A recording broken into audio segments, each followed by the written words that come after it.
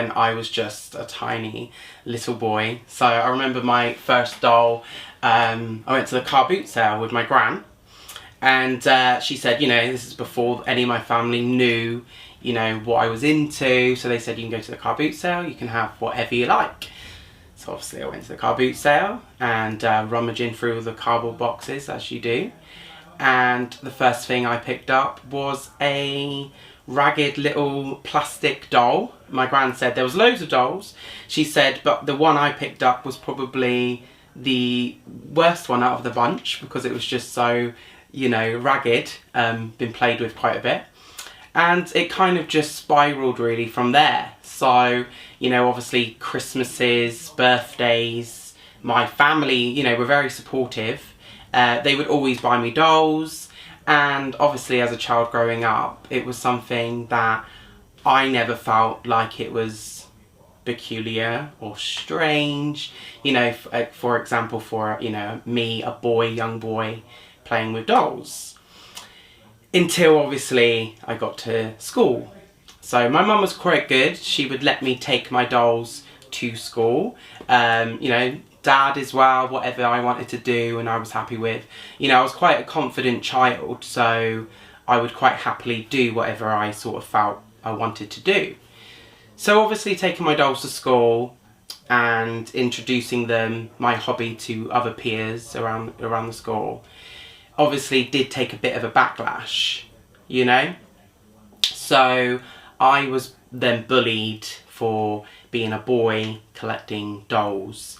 And at 5 years old, I think it's quite a lot to take on for such a young age.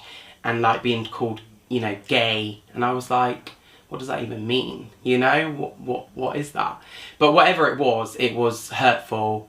And it kind of made me embarrassed and ashamed of my love, you know, my first love for dolls. And yeah, it kind of got worse as the school years went on, and I stopped taking the dolls to school, and, you know, but I was always known as the boy who collected Barbie, you know. So it was something at the time I was very embarrassed about and kind of wanted to forget. At home, obviously, I kept my dolls. I was very confident playing with dolls with friends.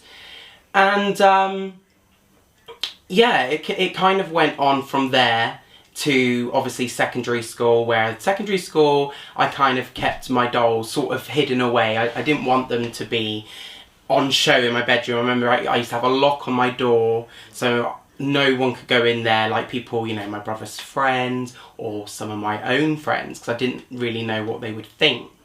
And obviously growing up at like 13, 14, you really do care what other people think of your life and you as, you know, how you come across. So, you know, that was quite a hard time. I was very lucky at home, so at my home life I was quite lucky. I was never made to feel bad about dolls. I was never made to feel like these are for girls, you know, they're not for boys. That was something I didn't deal with, but that was something I dealt with more in school, you know, with bullies and stuff like that. Adults wasn't so bad. And then obviously, you know, after secondary school and I was working, I was able to buy my own dolls, you know, but again, it wasn't really something I advertised. It was just something that I did in my own personal time. And then obviously social media came about. And one day, a friend of mine said, oh, why don't you do a TikTok show? And I was like, what am I going to do? You know, they was like, oh, well, you're a singer, so sing. I was like, well, that's a bit boring, isn't it? Do you know what I mean? It's like so many people, singers on TikTok, you know, and I just thought, okay. And then I was like, I know, I've got a better idea. I was like, why don't I do this, you know? So I was like in my room, in this, you know, doll room, and I was like, what should I do? I was like, I should do doll content, because it's a bit different. You know, a boy, you know, I say a boy, it's like a man now, you know, having dolls. It's something like, I would say I never grew out of. I wouldn't say it's something I never grew out of. I would say it's something I've always loved. Like I was born to love this, if that makes sense. I generally do believe everyone is born the way they are, and everyone has a love. Whether they want to express that or show that off, that's entirely up to them. So I started expressing myself on social media, and my TikTok just sort of blew up. You know, like I was so shocked by the amount of people that wanted to see this content, but also, of course, with the good comes the bad and the negative, you know? And obviously, of course, I get comments every day, you know, you're a boy, you shouldn't be playing with dolls. You're a grown man, why are you playing with dolls?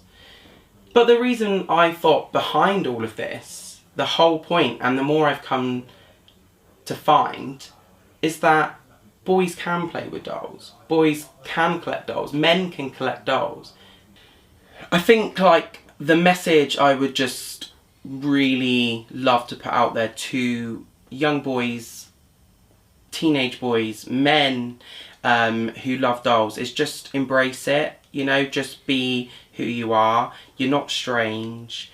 You're absolutely fine. You know, yes, you are spending probably a lot of your money on this collection, but everyone spends money on things, you know, and everyone's got an enjoyment and a love. And if you can love something, you know, that brings you so much joy, then I honestly don't see in what harm you could be doing, you know, whether that's young boy, teenager, or middle-aged man.